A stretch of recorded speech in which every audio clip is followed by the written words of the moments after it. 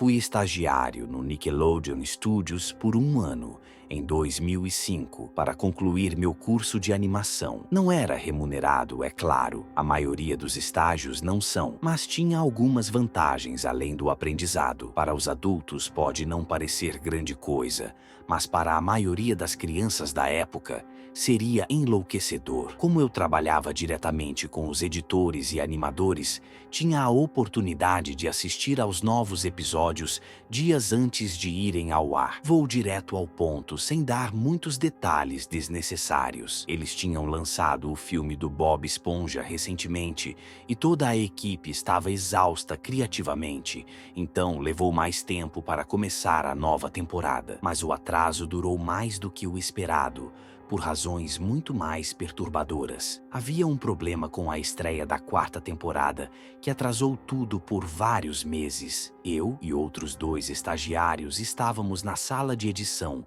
junto com os principais animadores e editores de som, para a revisão final. Recebemos a cópia que deveria ser de Medo de um Hambúrguer de Siri e nos reunimos ao redor da tela para assistir. Agora, como a versão ainda não era finalizada, os animadores frequentemente adicionavam títulos temporários, geralmente piadas internas com títulos falsos e, às vezes, até inapropriados. Um exemplo era Como o Sexo Não Funciona, em vez de Nana Nenê, Molusco Bebê, o episódio em que Bob Esponja e Patrick adotam uma vieira. Não era nada particularmente engraçado, apenas pequenas brincadeiras internas do trabalho. Então, quando vimos o título O Suicídio do Lula Molusco, achamos que era apenas uma piada mórbida. Um dos estagiários soltou uma risadinha abafada. A música animada da abertura tocou normalmente. O episódio começou com Lula Molusco praticando seu clarinete, errando algumas notas como de costume. Ouvimos Bob Esponja rindo do lado de fora e Lula Molusco para, gritando para ele abaixar o volume,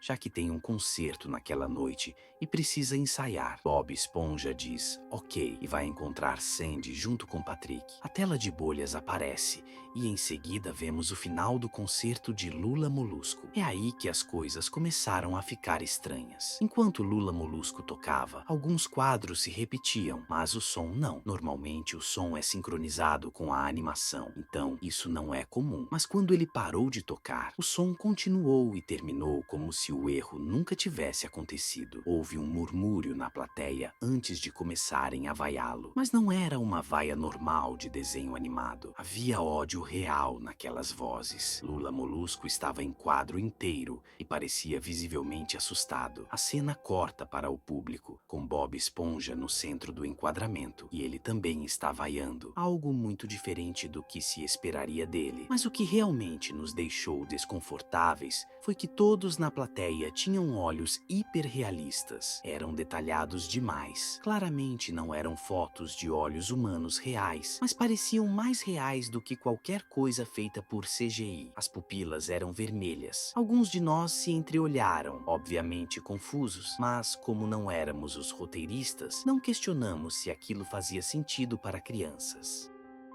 A cena muda para Lula Molusco sentado na beira da cama, com um olhar muito triste. A vista pela janela redonda mostra o céu noturno, então não se passou muito tempo desde o concerto. O que foi mais perturbador é que não havia som algum nesse momento. Nenhum som, nem mesmo aquele ruído ambiente que os alto-falantes normalmente fazem. Parecia que os alto-falantes haviam sido desligados, mas os indicadores mostravam que estavam funcionando perfeitamente. Ele simplesmente ficou ali sentado, piscando, nesse silêncio absoluto por cerca de 30 segundos. Então começou a soluçar baixinho. Ele cobriu os olhos com as mãos, ou melhor, os tentáculos, e chorou em silêncio por mais um minuto inteiro, enquanto um som de fundo muito lentamente surgia do nada até ficar quase audível. Parecia o vento soprando levemente por uma floresta. A tela começa a dar um zoom lentamente no rosto dele. Quando digo lentamente,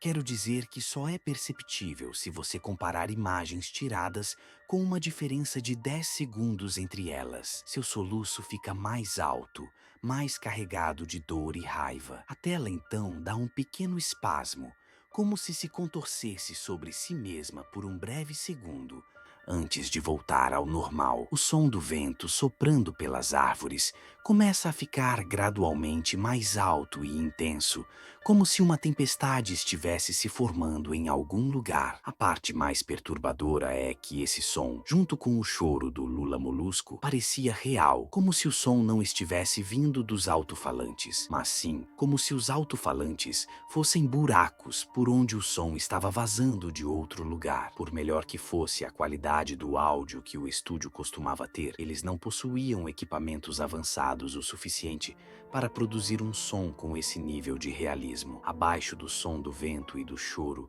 muito sutilmente, algo soava como uma risada. Ela surgia em intervalos irregulares e nunca durava mais de um segundo, tornando difícil identificá-la. Assistimos a esse episódio 2 vezes, então perdoe-me se alguns detalhes parecerem muito específicos, mas tive tempo para refletir sobre eles. Após 30 segundos disso, a tela ficou desfocada e se contorceu violentamente, e algo piscou na tela, como se um único quadro tivesse sido substituído. O editor principal de animação pausou e retrocedeu quadro por quadro. O que vimos foi horrível. Era uma foto estática de uma criança morta. Ele não devia ter mais de 6 anos. Seu rosto estava mutilado e ensanguentado, um dos olhos pendurado sobre seu rosto virado para cima. Estourado, ele estava nu, exceto pela roupa de baixo, com o estômago grosseiramente cortado e suas entranhas espalhadas ao lado dele. Ele estava deitado sobre um pavimento que provavelmente era uma estrada. A parte mais perturbadora era a sombra do fotógrafo. Não havia fita de isolamento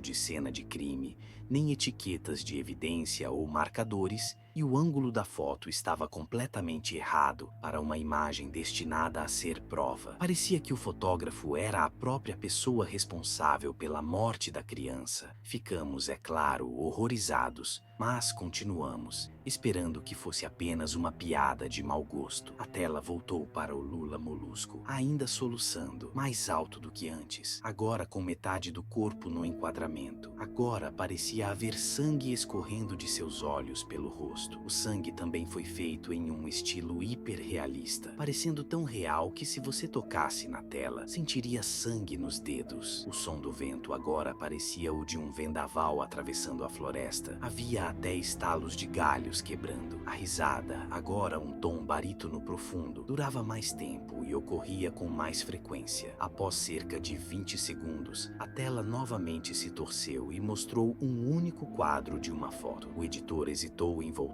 Todos nós hesitamos, mas ele sabia que precisava fazer isso. Dessa vez a foto era de uma menina pequena, não mais velha que o primeiro menino. Ela estava deitada de bruços, com seus enfeites de cabelo em uma poça de sangue ao lado dela. Seu olho esquerdo também estava pendurado e estourado, e ela estava nua, exceto pela roupa íntima. Suas entranhas estavam empilhadas sobre suas costas, acima de um corte grosseiro ao longo da coluna. Novamente, o corpo estava na rua e a sombra do fotógrafo era visível, muito semelhante em tamanho e forma à primeira. Tive que segurar o vômito e uma das estagiárias, a única mulher na sala, correu para fora. O episódio continuou.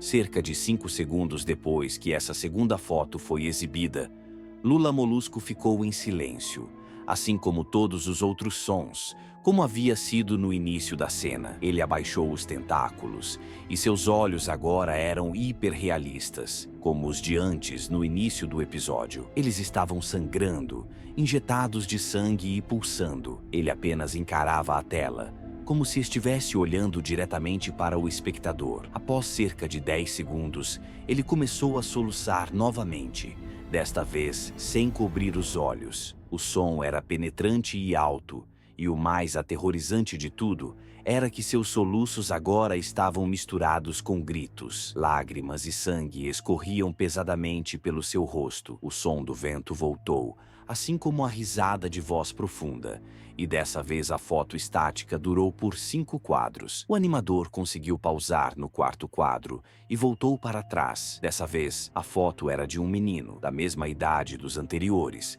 mas dessa vez a cena era diferente. Suas entranhas estavam sendo retiradas de uma ferida no estômago por uma mão grande. Seu olho direito estava estourado e pendurado, com sangue escorrendo por ele. O animador avançou. Era difícil de acreditar, mas o próximo quadro era diferente, embora não conseguíssemos identificar exatamente como. Ele avançou mais um, mesma coisa. Ele voltou ao primeiro e começou a reproduzir os quadros mais rapidamente, e então perdi o controle. Vomitei no chão enquanto os editores de animação e som ofegavam diante da tela. Os 5 quadros não eram como 5 fotos separadas. Eram quadros de um vídeo contínuo. Vimos a mão lentamente puxar as entranhas para fora.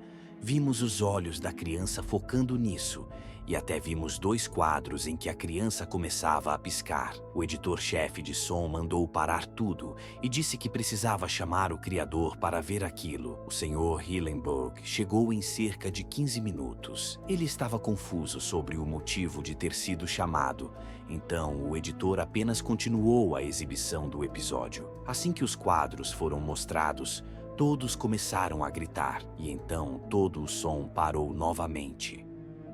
Lula Molusco estava apenas olhando para o espectador, a tela cheia com seu rosto por cerca de 3 segundos. A câmera rapidamente se afastou e uma voz profunda disse: "Faça isso!" E vimos que Lula Molusco segurava uma espingarda. Ele imediatamente colocou a arma na boca e puxou o gatilho. Sangue e matéria cerebral realistas espirraram na parede atrás dele e na cama, e ele foi lançado para trás com a força do disparo. Os últimos 5 segundos do episódio mostraram seu corpo na cama, de lado, um olho pendurado no que restava de sua cabeça, acima do chão, olhando fixamente para ele. Então o episódio acabou. O Sr. Hillenburg, obviamente furioso, exigiu saber o que diabos estava acontecendo. A maioria das pessoas saiu da sala neste ponto, então apenas alguns de nós assistimos novamente. Ver o episódio 2 vezes apenas serviu para gravá-lo completamente em minha mente e me causar pesadelos horríveis. Me arrependo de ter ficado. A única teoria em que conseguimos pensar foi que o arquivo foi editado por alguém em algum ponto do processo, entre o estúdio de desenho e nossa sala de exibição. O diretor de tecnologia foi chamado para analisar.